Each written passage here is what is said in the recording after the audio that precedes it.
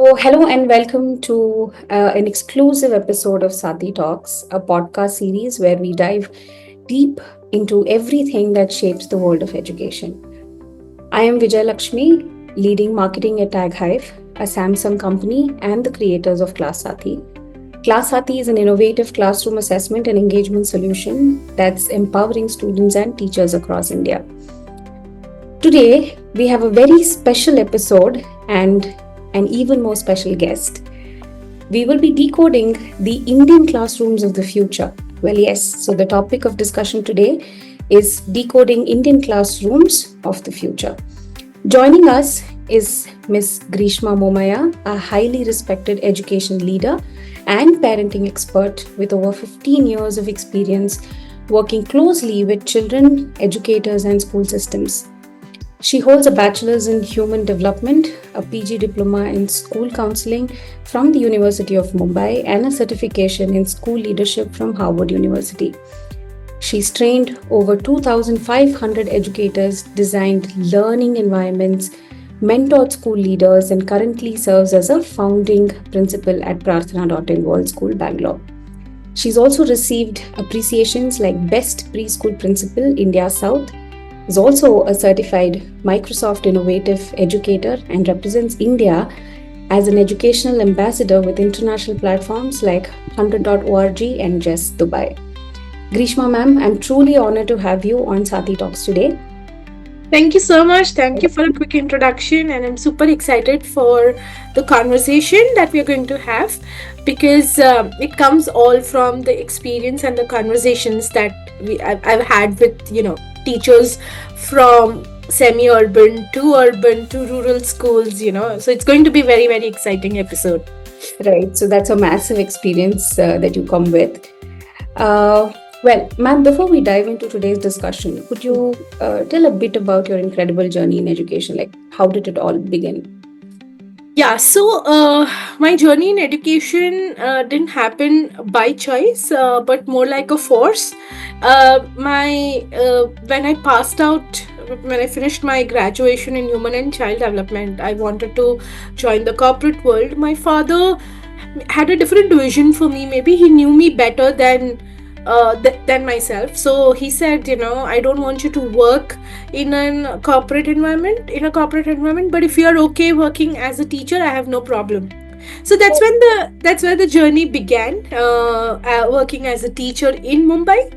And then when I moved to Bangalore 12 years back, I think Bangalore gave me a very 360-degree change in my career with such amazing opportunities, first as a teacher, then coordinator, then principal, and now again the principal of a K-12 school. So it has been a fantastic journey, and I think over the journey I also became a lifelong learner. So I kind of kept doing courses to understand pedagogy and curriculum more into deep, because I think how when I was a teacher back then in 2008 to the generation now, everything has evolved, everything has changed. So we as educators also need to kind of constantly upgrade ourselves. So it's been a fantastic journey of close to 17 years now. Worked with different age groups, consulted different types of schools, right from semi-urban to urban to two-tier schools, and sometimes even trainings in government schools. So worked with different I've also worked with Early Childhood Association of India. So I've worked with different organizations like that, and yeah, it's been fantastic so far. Wow, wonderful. So as far as I understand that, education just unfolded unexpectedly for you. Yes. But, I mean, you've made it so far, and that's incredible, I feel. Thank you. Ma'am, you've worn so many hats. Like, you've been a teacher, as you said, a curriculum designer, operations head, and principal now. So what's that one thing that keeps you going, through all these? So basically, it's a transition, right? So what keeps you going with these transitions? I think I kind of found what my why was, and that has kept me going in search of work, not for just for the money. Of course, it's an important part of it, but also to create that impact, to bring that change. So for me, my why was, how adults can change the way we communicate with children, be it parents or be it educators. There are different ways uh, how we can communicate to children, because I'm sure all of us today during our childhood have experienced some kind of communications that were not so conducive and kind of pulled us back. So Correct. I want to spread that awareness as to how we can communicate better, how we can engage students better. So I think when I found my why, I think that is what has kept me going and keeps me going even today. That I keep, you know, keep reaching out to people. Hey, do you want to collaborate? Do you want to work? It's always about sharing. I've Right. seen one thing even when I was a teacher, right? That everyone hides the knowledge and hides their ideas. But I mean, then what are we preaching and what are we teaching when we ask a 2-year-old to share the toys, wherein we are not sharing the information, we are not Right. doing what we are preaching. So I think that keeps me going. Wonderful, wonderful. So I'm going to note that down. The thing that you just now said, that it's important to share what we know than to hide it within ourselves. Amazing. So, ma'am, I think in the past 5 to 7 minutes that I've spent with you, I've known you enough now, known you well. So I think Yeah, it's time for us to sort of hit the topic of discussion today. So let's unfold the I've divided it into three segments. So let's unfold segment one. So my first question for you in segment one would be: so having coached, you said over 1,000 to 2,500 teachers, and I've led multiple behavioral initiatives. So, what are some unique psychological aspects you've observed in Indian classrooms specifically? lovely. So this is such a layered and a powerful, question. So when we talk about the psychology of an Indian classroom, the first thing that we need to acknowledge and we must acknowledge is the diversity. I'm sure all of you will agree with me, right? Right, Be it a linguistic diversity or the cultural or the socio-economic diversity, because all of this diversity somewhere shapes both the student behavior and also the teacher's response. So one of the most unique aspects that I have observed across the different types of schools that I worked with is that Indian classrooms often carry, I'm saying most of it again, right, most of it, they carry an, invisible hierarchy that I've seen, a hierarchy of silence and obedience. Many children are conditioned to associate good behavior with quietness and listening, but right, not necessarily it's an engagement or a curiosity. So as leaders, when we walk into a classroom where every student is quiet, we often mistaken that as a well managed class. In uh, fact, it could be a disengaged one also, right? So right. I remember going to one of the classrooms. I don't know. I think it was grade 4, and they were all seeing a science demonstration. And Mhm. everyone was quiet. No one was having any expressions or any questions. The demo got over. I came back. I was not doing the demo. I went for an observation. So Okay. I came back and I very casually and informally asked students, did you have any questions? What were you thinking? All of that. So, and one child, told us that, we had lots of questions, but we didn't want to get scolded for interrupting. So I Oh, feel this is a psychological, barrier. The fear of being wrong or, or scolded is very common in Indian classrooms, especially when teachers themselves are also, brought up in such systems. mhm. And then, we also have something where students need deep need of adult validation. You might Right. have children or your own child, where they will can I do this, is this right? They will draw one line and they will ask, okay, is this right?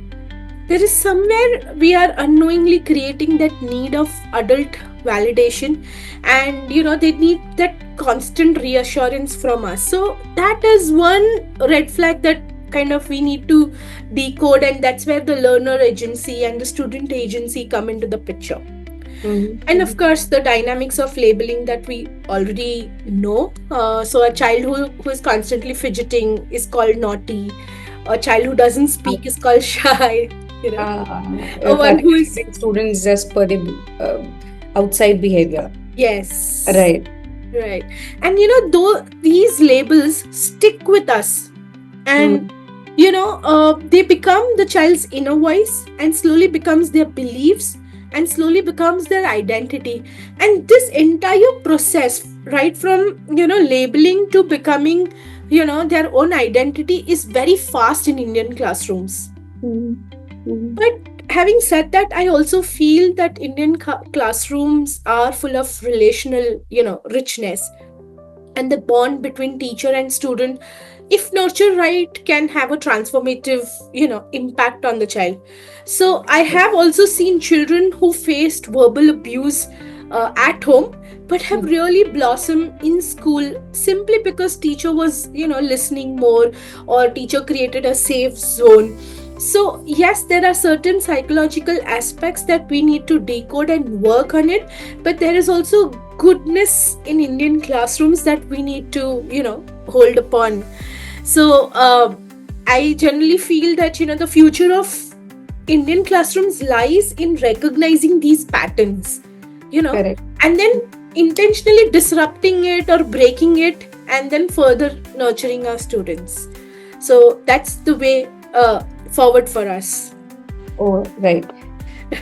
Just to continue the same question, since you mentioned about the cultural factors and the environment of the where the students come from and all of that. So how do you think the cultural factors, family expectations, and social pressures influence the mindset of Indian students inside the classroom?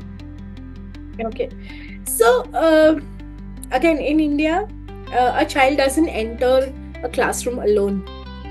They always carry the weight of family dreams, cultural conditioning, and society's expectations, right?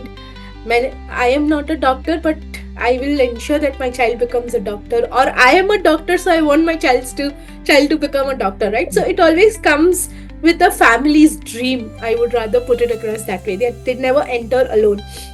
And of course, there are immense movies that have always highlighted it.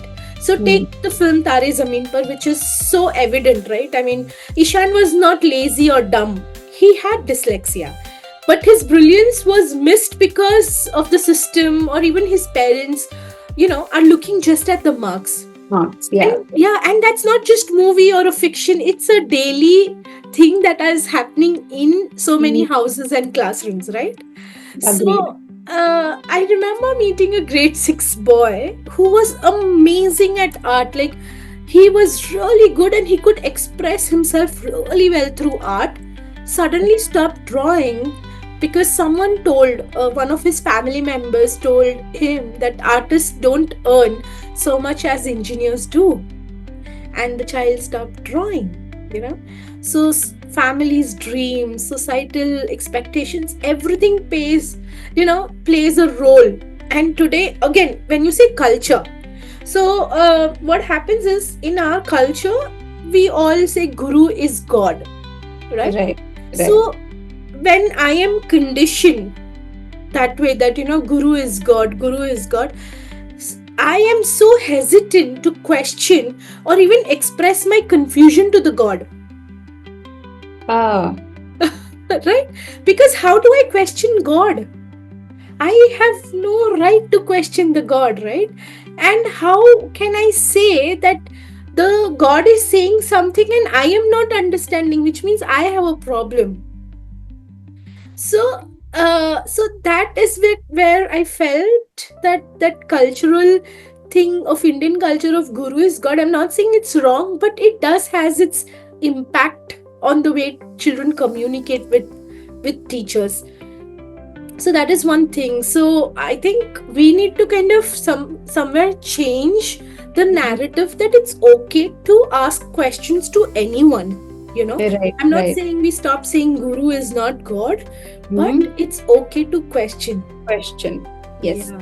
So I think one thing that the statement that you made, before you started answering this question is going to, stay along with me as well.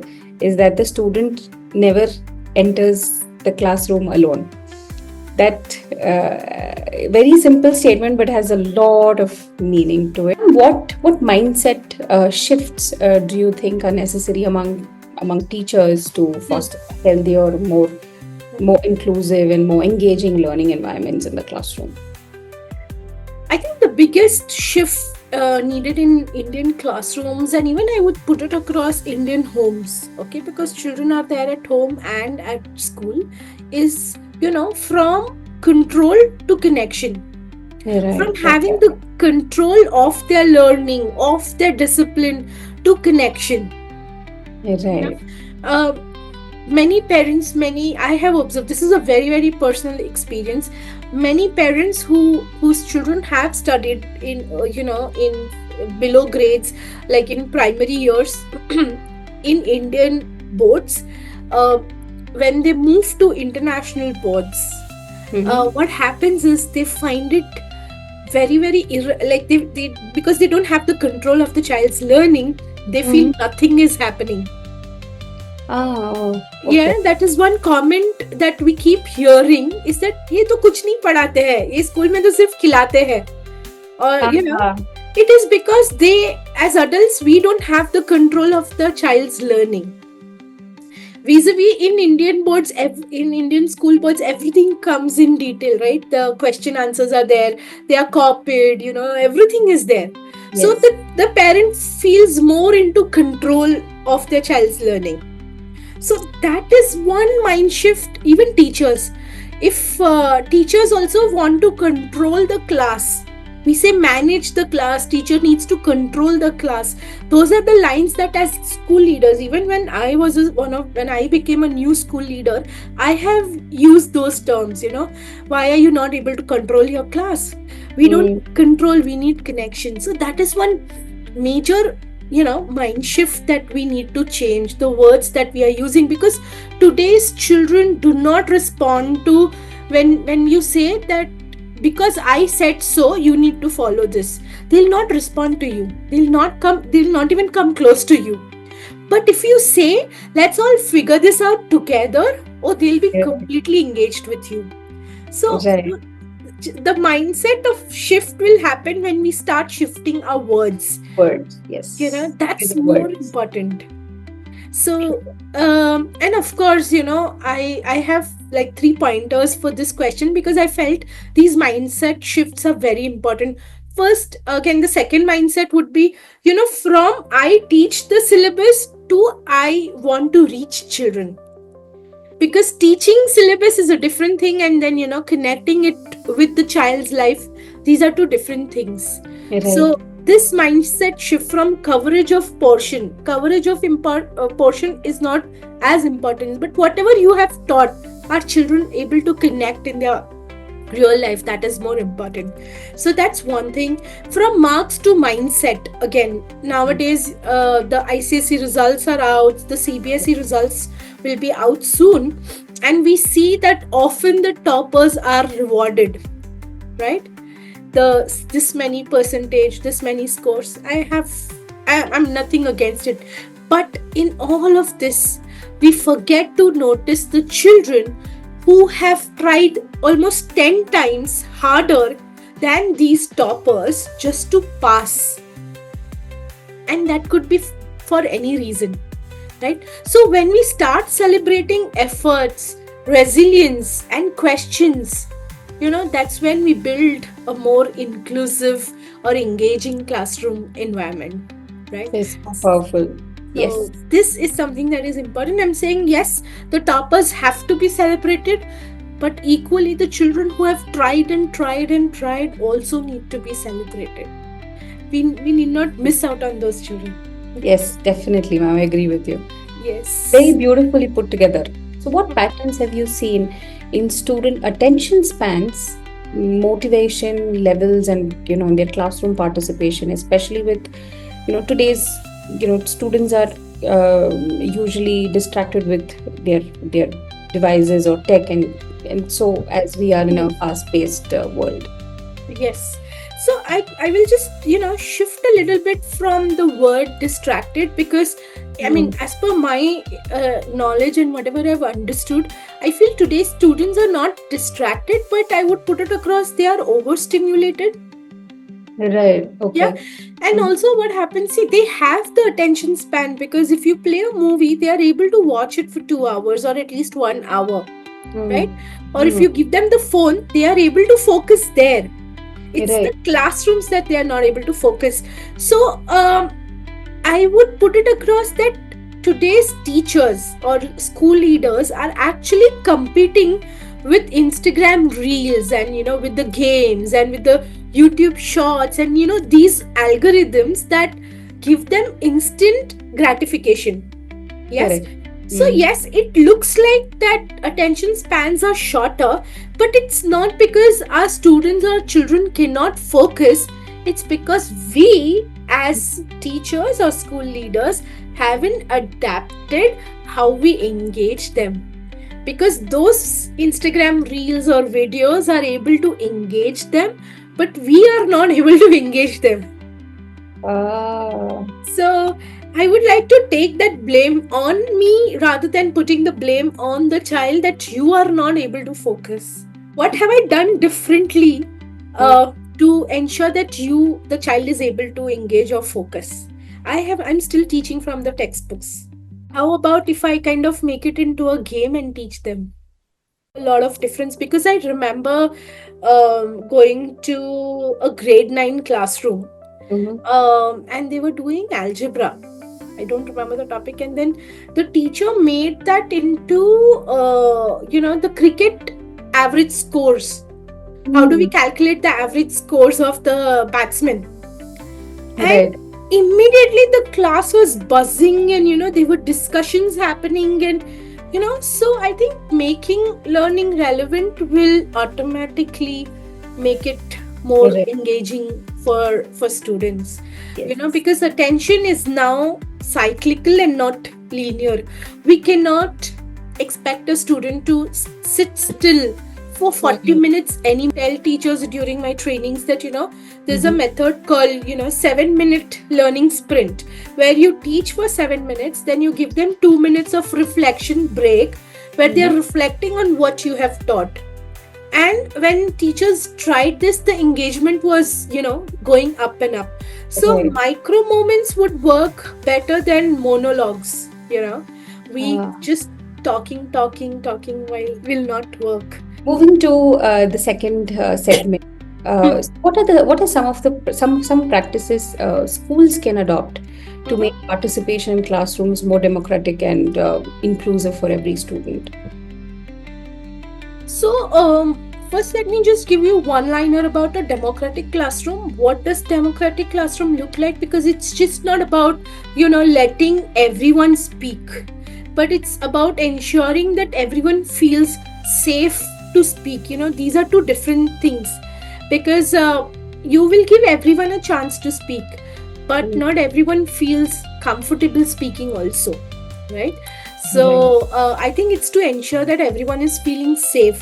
So there are certain 4 practices that I will share. Because the first thing is using very structured turn taking tools. So instead of asking, okay, who wants to answer this question, and we expect everyone to raise hand, there are some children who know the answer but they don't raise their hands, and we all know, right? So there are some strategies like name stakes, talking tokens. These are some of the things that teachers can use to ensure that equal participation is happening.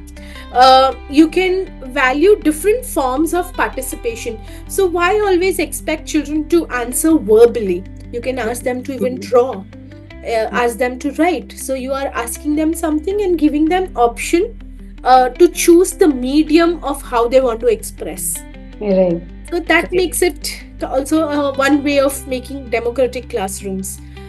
And one thing that we can do, because I think most of the issues that teachers face in classroom is children not, following rules, right? Because the rules are made by us and followed by someone else. Correct. So instead, why not we co-create the rules, when children themselves define classroom rules, for example, that we will respect everyone's opinions or just one mic at a time, they feel more ownership towards it, and they will ensure that they kind of follow. So Right. and there are certain biases, that I've seen in the classroom, which are very, very unintentional. If we have someone, you must have seen even in the corporate world and amongst your team, Mhm. if there is someone who is unable to speak English as fluently as we are, you know Right. we kind of generally unknowingly interrupt them more while communicating, Oh, right? So this happens even in classrooms. If a child is not able to speak English so fluently, as teachers we don't have patience, and we kind of complete the answer for those children thinking that we are helping the child, but we are actually interrupting children more. So oh, then your classroom is not a democratic classroom, right? Then we are not making it inclusive for children who can't speak English fluently, right? oh, We also sometimes, I have observed very, very unintentionally and unknowingly, when there is a math class, more chances to answer questions or to solve problems is given to boys and less to girls. girls. It Oh, happens, yeah, it happens very, very unintentionally, okay. even by teachers, but it kind of sometimes happen. It's very deep rooted into our systems, so that is something that, I mean, what I'm saying is, let us all be more mindful of. See that if it are you able to create democratic classroom in terms of everything, in terms of gender roles, in terms of equity, in terms of the language, everywhere, Mm, so that everyone feels safe in your classroom. wonderful. So I just want to add a bit about what Class Saathi, how Class Saathi Hmm. beautifully brings in inclusivity here. Yeah. Class Saathi, so we have a kit of 40 clickers. So Okay. they we call them student clickers. So they're tiny, remote kind of devices that every student in the classroom gets one each. Right. So we have a teacher application where the questions are displayed on the board. As soon as the quiz begins, every student in the classroom gets a chance to give out their answers by Oh, pressing the clicker. options that are there on the device, right? So basically Class Saathi brings in that inclusivity into the classroom, and so that every child in the classroom gets a chance to participate. Right. We were also mentioning about things like student knows the answer, but he or she has that inferiority complex. What if it is wrong? What if I make a mistake and the entire classroom laughs at me? Or what if my teacher disagrees with my answer or has a Hmm. problem with it? So here with Class Saathi, we don't give that chance to any student to feel that way. Plus, we also have something called as a leaderboard. So at the Hmm. end of every quiz, top three student names are displayed there. So it kind of creates a competitive spirit, a healthy competitive spirit inside the classroom. Interesting. That every student knows, okay, right. So this quiz, my friends have been the toppers. So next is my chance. Chance. So basically, all of these, what Class Saathi does is it actually connects to a lot of things here. So one is so the student knows that he or she needs to focus on what the teacher is teaching in the classroom, because if they want to be on the top three, then they have to focus. So I Yes. think, and the reading capability of students improve because they need to read the question, they need to read the options, and then their comprehension also improves because they need to, because all the options that they see are very closer to the right answer, Hmm. right? So it's the questions and the options are pretty tricky, so they need to Yes. sort of read the question properly, comprehend it, So we're sort of making, students lifelong learners and not just, prepare them for exams or. Yeah, and when you make that leaderboard, you're actually gamifying it. Exactly. Yes. Even more interesting for them, even more engaging for them, and getting that spirit of healthy competition. So it automatically kind of motivates them, because now it has become relevant for them also, right? Yeah, Like, I definitely. want to be on the leaderboard. So Yes. yeah, so Yeah. it They, gamifies they, this they piece. kind of have that healthy competition between their classmates, right? So this quiz you were there, so next quiz I'm going to be there. So Right. right. Fantastic. That's how Class Saathi, does the magic in the classroom. Awesome. Moving on to the next one. So, in large classrooms with sort of limited support, many teachers, struggle to gauge student understanding in real time. Right. So, how important is it to have, tools or solutions that offer quick, actionable insights without, so basically, not burdening teachers? I feel these tools are not just important, but now it's crucial in today's world, right? In most Indian classrooms, again, I'm talking about majority, and not just the urban classrooms where there are 20 students and two teachers, but I'm saying more in a generic way, where a single teacher is managing approximately 35 to 45 students. Right. And in that chaos, it's humanly impossible to visibly track every child's understanding, right? So what Right. happens is we end up teaching either to the loudest voice, or someone who raises the voice, Right. the hand. Right. But other than that, we actually miss out on all the children, right? So tools have become extremely crucial, nowadays, and that's where a quick feedback tool becomes a lifeline for teacher. Right. So imagine asking a question like you were saying, and like a quiz, and Mm. knowing instantly which child has got it, who is kind of halfway there in the conceptual understanding, and who will need help, without manually collecting notebooks, checking each answer, all of that.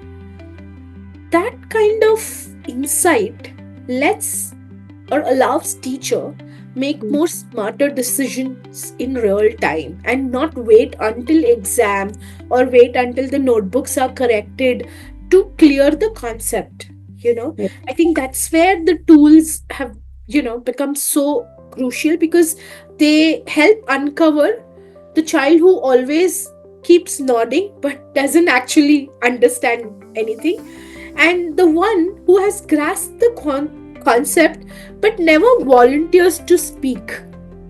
There are two Right. different types of children, right?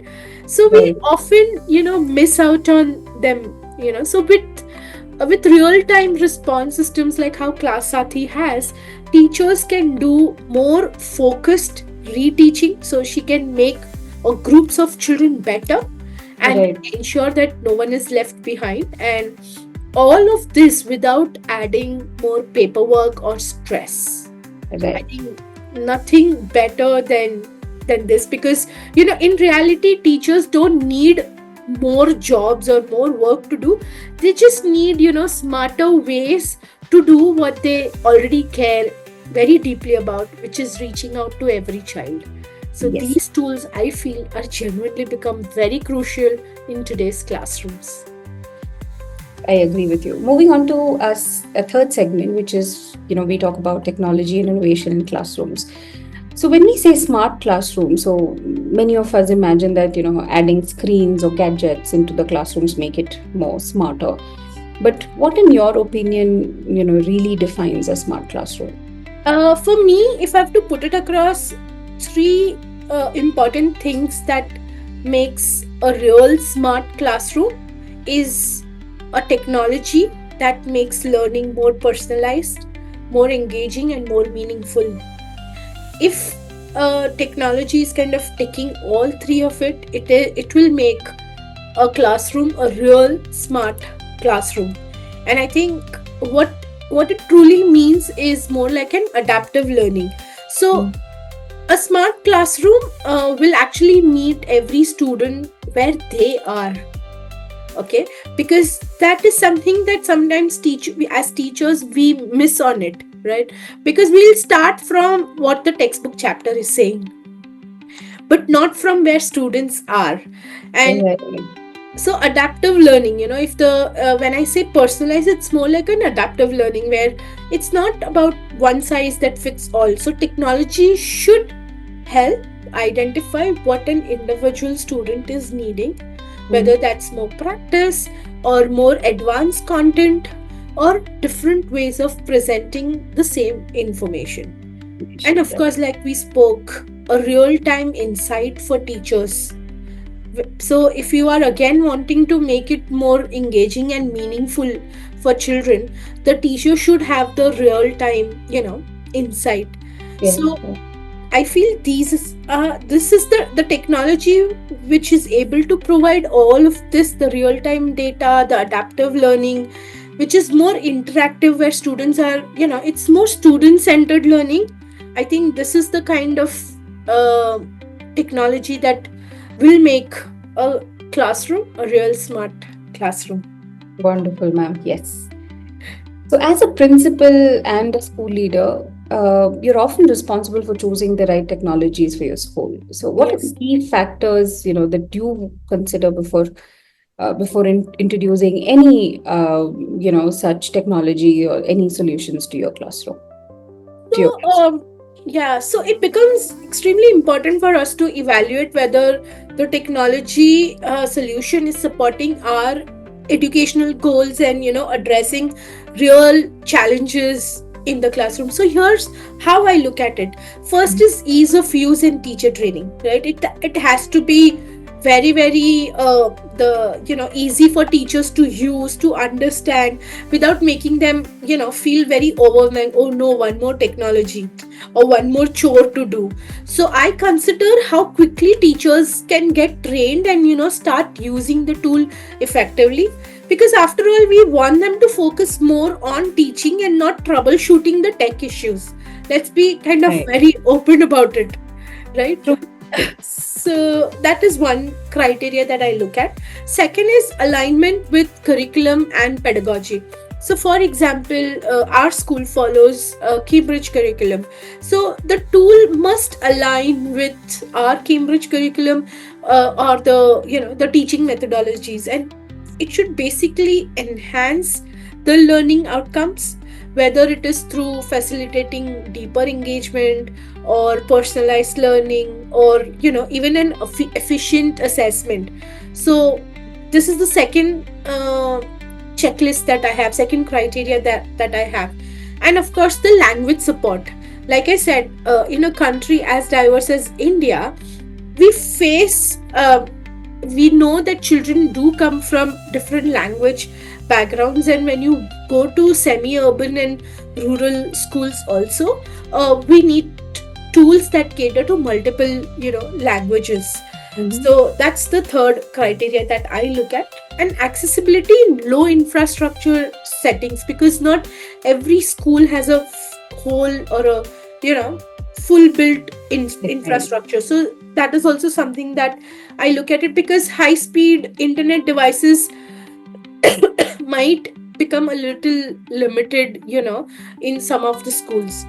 Right. And of course, when it comes to deciding cost effectiveness and sustainability is something that I'm sure the school management or the leadership will also look into, that how sustainable, because budget is always a concern in most of the schools, right? So Right. cost effectiveness is also something that kind of comes as one of the criteria. Right. I am so happy to listen to these your checklists because class Sati ticks in all of them. You mentioned about easy to use. So if teachers can use WhatsApp or Facebook, Mm, can easily use class Sati because it's made for teachers, and it's super easy for them to navigate and use. Second is curriculum alignment. mm. Also, we have inbuilt content, and for classes 1 to 10. Second thing that you spoke about is language support. So we support about 30 plus languages to cater to the diversity that in a country that we live in, right?